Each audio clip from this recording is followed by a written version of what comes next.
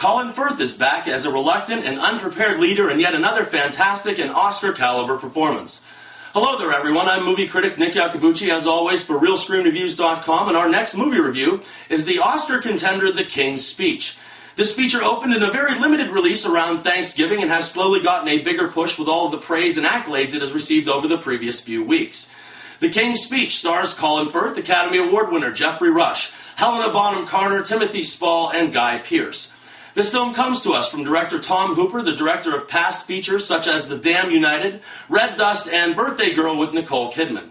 This time out, Mr. Hooper teams up with more than a few of the cast members from the Harry Potter franchise, but instead of mystical warfare, we have a very solid drama worthy of all the admiration and attention that it seems to be getting. Our story begins telling us the tale of the father of Queen Elizabeth II and how he ascended to the throne. King George VI, who is commonly referred to as Bertie, has to reluctantly assume the crown after Bertie's brother shockingly abdicates the throne. Afflicted with quite a stammer and stutter, this is just one of the issues that makes it seem to others that Bertie is quite unfit to hold the position of king. He then enlists the help and assistance of a speech therapist named Lionel Logue, whose techniques are as unconventional as they are eccentric, but always seems to unexpectedly help our protagonist. Through these lessons of speech, much more is learned than how to enunciate, and quite a bond and friendship is formed between the two characters as well. Then the main story will center upon whether Bertie will have not only the strength and courage to lead his country through a war-torn era, but will he have the voice to do it as well?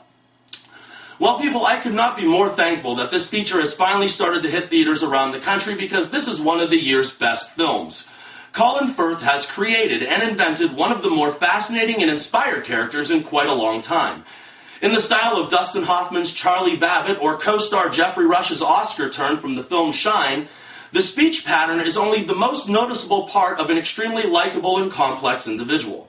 Why is Colin Firth's Bertie such a credible performance? Because he's very sympathetic, and he's also even more human than that.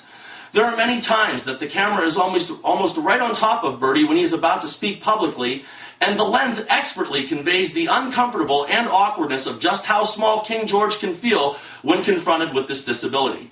Not to mention that his disability is something so easily taken for granted by almost everyone else, and that would be the ability to speak clearly. It is very simple to get lost in this movie because there is such a good story being told. Add to that the fact that this is a wonderful period piece reminiscent of the Cider House Rules and Shakespeare in Love, and there's really almost nothing to even critique. The performance of Geoffrey Rush is also rich, deep, and worthy of another Oscar nomination.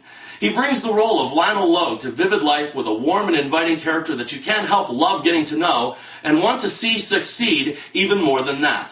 Much more than a speech therapist, he could be considered part psychiatrist and all friend.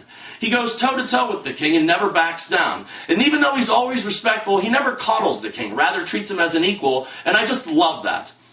I must also tip my hat to the range of acting by Helena Bonham Carter, who has the beauty and grace of a Marlene Dietrich or a Bette Davis. Throughout this film, she just radiates elegance and style, and this is the same actress that brought to life the colorful Queen of Hearts in Alice in Wonderland and brings to life the evil that is Bellatrix Lestrange. She is the rock of King George's life and is there for him specifically every time she is needed. The King's Speech is also very specific. It is funny when it needs to be funny, serious when it needs to be serious, and fantastic from start to finish. What is it that drives this great film? That would be the growing relationship between these two men and their very unlikely interaction. The more they meet, the more private the questions get, and with each answer comes a more engrossing drama. This movie has an excellent balance of conflict in it as well. Bertie's voice issues never outweigh his family issues, and his family issues never outweigh the issue of his kingdom. Throw on top of that Hitler and a Second World War, and there are plenty of problems that need to be solved, and as the leader of a world power, a voice is going to be needed to rally the country behind him as well. Now, in the end, this is a man with a personal struggle that needs to be overcome, and who cannot identify with that? This is one of the finest, tightest, and more interesting scripts written in 2010, and everything down to the finale was remarkable. The climax was satisfying, if not edge-of-your-seat thrilling, and to call this a stand-up and cheer Rocky tale wouldn't be that far off the mark. The countdown to going live on the air was excellent, and after the speech was given, the king even received an ovation from the theater that I was in. At 1 hour and 51 minutes, The King's Speech is as good as movies get, and this will certainly be a frontrunner at the Academy Awards in February. 4 stars out of 4, and remember people, I'm not always right, only when it comes to the movies. And thank you for your attention.